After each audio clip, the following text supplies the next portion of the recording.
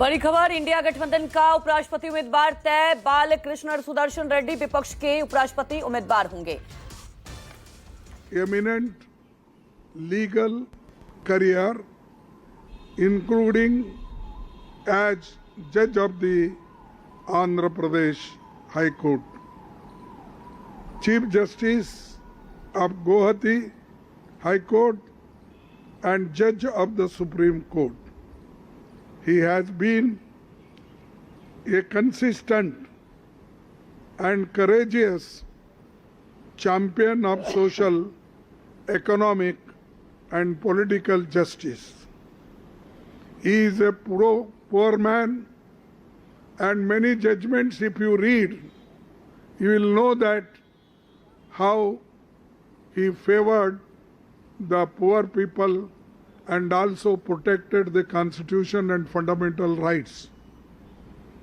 This vice presidential contest is an ideological battle.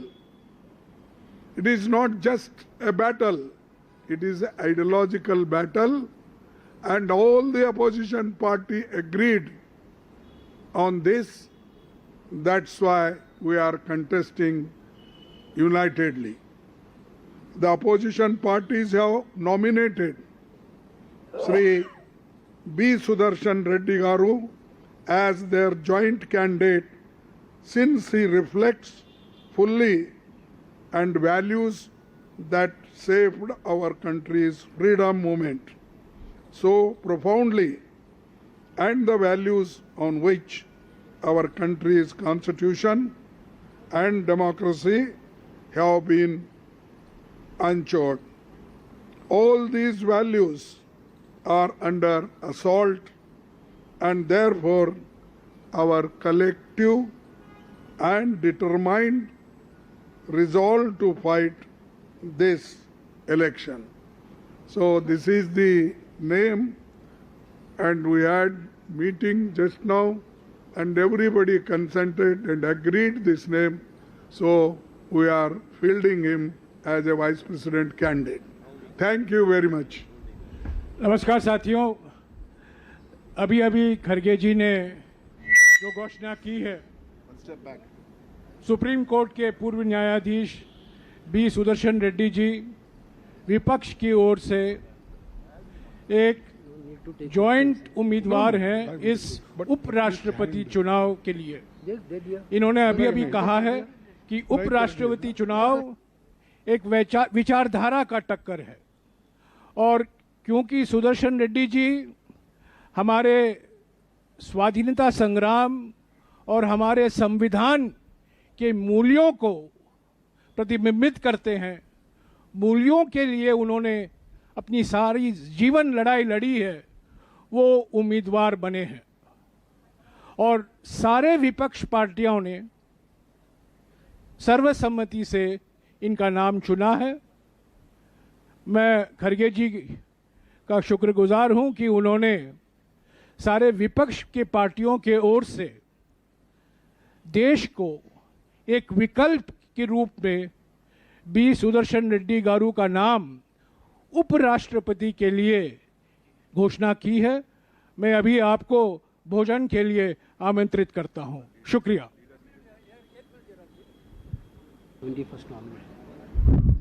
We are going to file the nomination on 21st. So the importance of candidate and how important he is already Jairam Ramesh explained. Further, I don't want to say anything. Thank you for all the media people coming. And tomorrow, all opposition party members, MPs, are meeting in Central Hall 1 o'clock. This is for your kind information. Thank you. I'll add one more thing. Just to add one more point. Mr. Kharge has said everything there is. All opposition parties is the phrase he used quite correctly. Just to let you all know, the Aam Aadmi Party is also on board.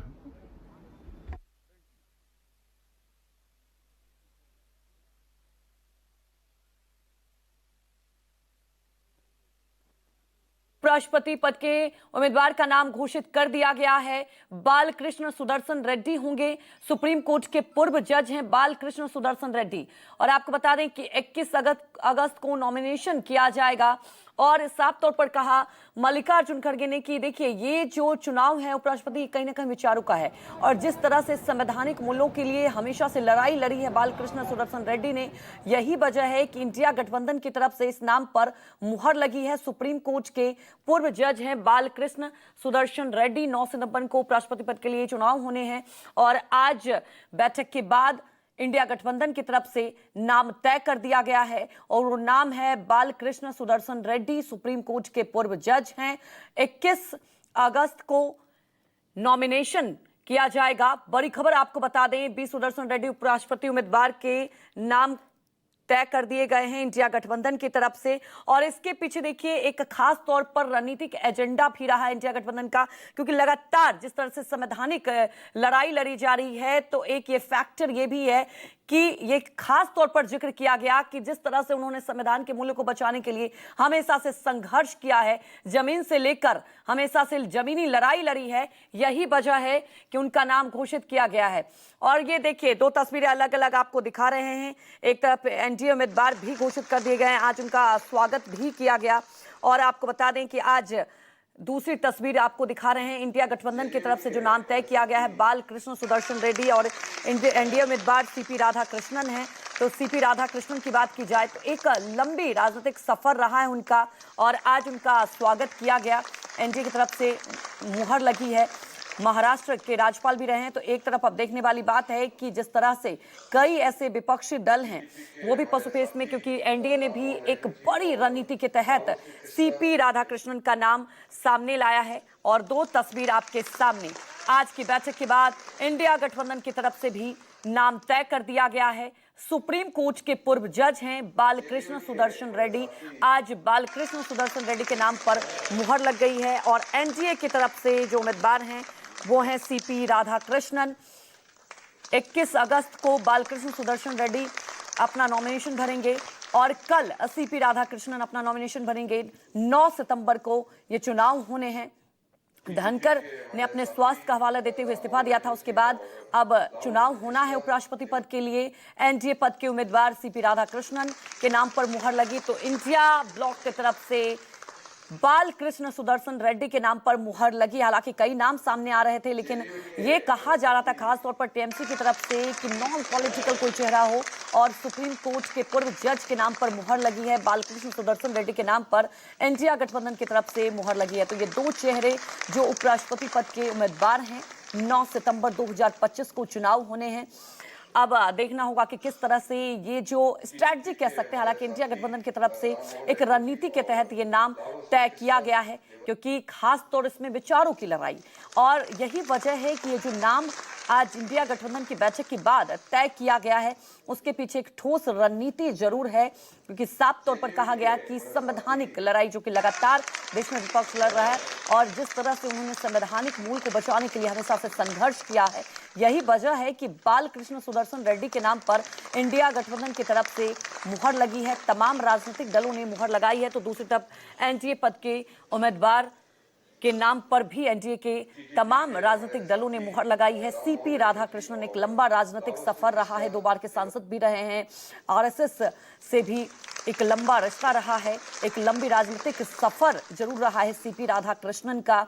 इसके पहले झारखंड में राज्यपाल थे और अब फिलहाल महाराष्ट्र में राज्यपाल हैं। एक लंबा राजनीतिक सफर के बाद अब एनडीए की तरफ से ये तय किया गया है। तो इसमें एक खास रणनीति जरूर एनडीए की तरफ से देखी गई। क्षेत्रीय के साथ साथ एक रणनीति, जी हाँ, तमिलनाडु से ताल्लुक रखते हैं सीपी राधाकृष्णन, तो एक बड़ी रणनीति यहाँ एनडीए की तरफ से। तो दूसरी तरफ इंडिया गठबंधन की तरफ से जो नाम सामने आया है वो बालकृष्ण सुदर्शन रेड्डी का नाम सामने आया है। सुप्रीम कोर्ट के पूर्व जज हैं और एक वजह है कि साफ सुथरी छवि, और ये बहुत बड़ा कह सकते हैं कि रणनीति जरूर इंडिया गठबंधन की तरफ से भी रखा गया है। 9 सितंबर को चुनाव होने हैं और आज बैठक के बाद आज बैठक हो रही थी, मल्लिकार्जुन खड़गे के आवास पर बैठक हो रही थी। इंडिया ब्लॉक के तमाम सहयोगी दल वहां पर मौजूद थे। उसके बाद आज नाम की घोषणा कर दी गई है। सुप्रीम कोर्ट के पूर्व जज हैं बालकृष्ण सुदर्शन रेड्डी और ये विचारधारा की लड़ाई है। मल्लिकार्जुन खड़गे ने नाम के अनाउंसमेंट के बाद कहा कि देखिए विचारधारा की लड़ाई है और यही वजह है कि ये नाम पर मुहर लगी है। दूसरी तरफ एनडीए के उपराष्ट्रपति उम्मीदवार सीपी राधाकृष्णन, आज उनका स्वागत भी किया गया। हमारे वरिष्ठ सहयोगी रमन कुमार हमारे साथ जुड़ चुके हैं। रमन, आज इंडिया गठबंधन की तरफ से भी बालकृष्ण सुदर्शन रेड्डी का नाम घोषित कर दिया गया, क्योंकि ये विचारधारा की लड़ाई है। जरा समझना चाहेंगे इन दो नामों के पीछे क्या रणनीति है।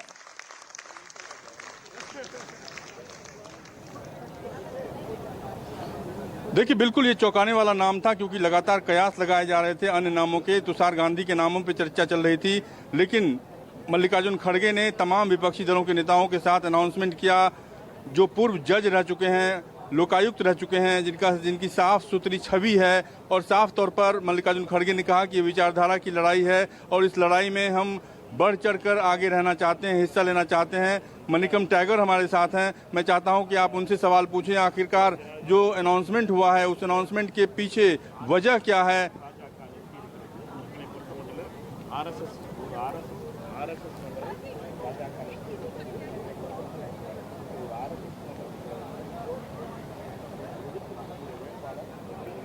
रमन, आप सुन पा रहे हैं तो सबसे बड़ी बात यही है कि जैसा कि वाकई चौंकाने वाला नाम और कई ऐसे नाम आ रहे थे, लेकिन ये भी एक खबर सामने आ रही थी रमन की जो नॉन पॉलिटिकल चेहरे को इंडिया गठबंधन की तरफ से यहां पर नाम लिया जा सकता है।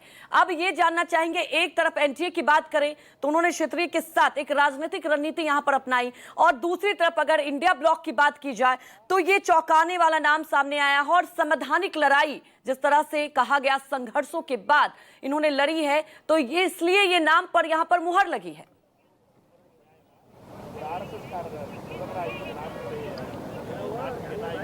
बिल्कुल साफ तौर पर मल्लिकार्जुन खड़गे ने प्रेस कॉन्फ्रेंस में ऐलान करते हुए कहा कि विचारधारा की लड़ाई में हमने एक ऐसा नाम चुना है जिस नाम पर पूरे विपक्षी दलों की सहमति है, और उस सहमति के आधार पर ही हमने उनका नाम तय किया है। और नाम तय करने के पीछे एक बड़ी वजह है कि उनकी साफ सुथरी छवि है, उन्होंने लड़ाई लड़ी है सच्चे हिंदुस्तानी के तौर पर। मनिकम टैगर हमारे साथ है, मैं आपसे उनकी बात करवाता हूँ। नमस्कार सर, इस नाम पर मुहर लगी है, क्या कहेंगे? और मैं ये जरूर जानना चाहूंगी, क्योंकि एक रणनीति जरूर है, इसके पीछे वजह क्या? वजह यही है, भाजपा का कैंडिडेट एक आरएसएस बैक्ड कैंडिडेट है। हम लोगों का इंडिया अलायंस का कैंडिडेट एक न्यू आरएसएस बैक्ड कैंडिडेट है। हम लोगों का इंडिया अलायंस का कैंडिडेट एक न्यूट्रल कैंडिडेट है। इसके लिए जाना माना नाम है, वो उनका न्यूट्रलिटी और उनका हॉनेस्टी का बारे में कोई क्वेश्चन नहीं हो सकता है। जस्टिस सुदर्शन रेड्डी का नाम कांग्रेस का अध्यक्ष खारगे साहब ने प्रपोज किया है, डेरिक जी और कनिमोली जी ने सेकंड किया है, सारे लोगों ने मिलकर ये तय किया है हम लोगों ने। जी बिल्कुल, लेकिन सीपी राधाकृष्णन की बात करें, एक लंबा राजनीतिक सफर रहा है, तो क्या यही वजह है कि आप लोग नॉन पॉलिटिकल चेहरा, क्योंकि यहाँ पर लड़ाई विचारधारा की है, यही वजह है कि ये नाम परफेक्ट लगा? माइक में बोलने के लिए बोल रहा है। ये बात यहाँ नॉन पॉलिटिकल चेहरा का नहीं है, यहाँ आइडियोलॉजिकल बात है। भाजपा ने एक आरएसएस का व्यक्ति का कैंडिडेट बनाया गया। ये आरएसएस और इंडिया का लड़ाई है। आरएसएस एक हेट स्प्रेड करने वाला संगठन है, उसका आइडियोलॉजिकल बेस में आने वाला आदमी इस महत्वपूर्ण पद में बैठने के लिए हम लोग सहमत नहीं है। हम लोग ये सोचते हैं कि मीन्स एक लीडर, ऐसे लीडर होना चाहिए उपराष्ट्रपति का पद में, सारे लोगों का इज्जत का साथ, सारे लोगों का भाईचारा का साथ लेके जाने वाला एक शख्सियत होना चाहिए। इसलिए हम लोगों सारे इंडिया का अलायंस ने ये तय किया है, जस्टिस सुदर्शन रेड्डी जी का नाम पे सारे सहमत हुए। मणिकम साहब, जस्टिस सुदर्शन रेड्डी के का नाम सामने आने से पहले कई नामों पे चर्चा हुई। तुलसी सिवा का भी नाम आया, कहा गया कि तमिलनाडु से मून मैन का भी नाम सामने आ रहा है, और ये भी कही गई बातें कि टीएमसी ने कहा है कि गैर राजनीतिक व्यक्ति होना चाहिए। सारे मीडिया का सूत्रों का खबर होगा ये सारे चीज़, बट आज का मीटिंग में, कल भी एक फर्स्ट राउंड मीटिंग हुआ था, उसका बाद आज तमाम लीडर्स से बात किया, खारगे साहब ने और वेणुगोपाल जी ने, सारे लोगों से बात करने के बाद ये निर्णय में आए। शरद पवार जी, सारे लोग बैठ के अभी आखिरी राउंड में बात किए थे। इसमें एक क्लैरिटी आ गया, जस्टिस सुदर्शन रेड्डी जी सारे लोगों के लिए 24 पार्टीज के लिए एक्सेप्टेबल नाम वो है, इसलिए उनका नाम आज खारगे साहब ने अनाउंस किया।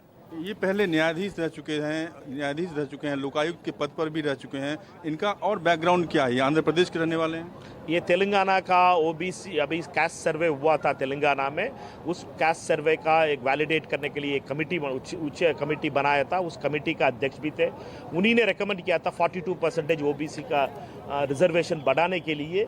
इसी के लिए अभी वो प्रपोजल के लेके तेलंगाना का सरकार दिल्ली आई थी। दिल्ली का सरकार ने उसका दबा के रखा है 42% रिजर्वेशन ओबीसी के लिए बढ़ाने के लिए। ये बड़ा सोशल जस्टिस का सोच रखने वाले हैं, गरीबों के लिए सोचने वाले एक जस्टिस है, बड़ा ईमानदार है, बड़ा हॉनेस्ट तरीके से ये कोई भी काम करते हैं।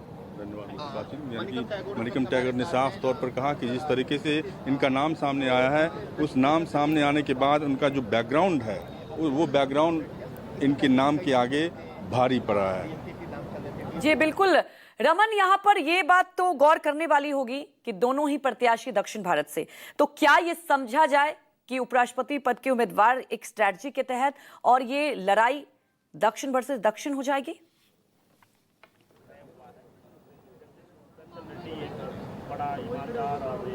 देखिए, जब नाम का चयन हो रहा था उस वक्त टीएमसी ने कहा था कि गैर राजनीतिक व्यक्ति होना चाहिए, कोई राजनीतिक व्यक्ति नहीं होना चाहिए, क्योंकि डीएमके की तरफ से तुलसी सिवा का नाम, जो कि राज्यसभा के सांसद हैं, उनका नाम बड़ी तेजी के साथ सामने आ रहा था, और तुलसी सिवा की योग्यता को देखते हुए सभी विपक्षी दलों के सांसद उनके नाम पर सहमत भी थे। लेकिन टीएमसी ने साफ तौर पर यह कहा था कि गैर राजनीतिक व्यक्ति होना चाहिए उपराष्ट्रपति का उम्मीदवार, और उसके बाद ही मल्लिकार्जुन खड़गे, केसी वेणुगोपाल सहित तमाम जो बड़े नेता हैं, शरद पवार हों, तमाम बड़े नेताओं ने एक ऐसा नाम चुना जिस नाम पर पूरे विपक्षी दलों की सहमति थी, और तेलंगाना के रहने वाले हैं। तेलंगाना से पहले उन्होंने जो जज के रूप में काम किया, लोकायुक्त के रूप में काम किया, तो उनके काम के हिसाब से उनको एक इनाम मिला है, उन पर भरोसा जताया है इंडिया गठबंधन के सभी सांसदों ने, सभी नेताओं ने। जी रमन, हमारे साथ जुड़ने के लिए आपका बहुत बहुत शुक्रिया।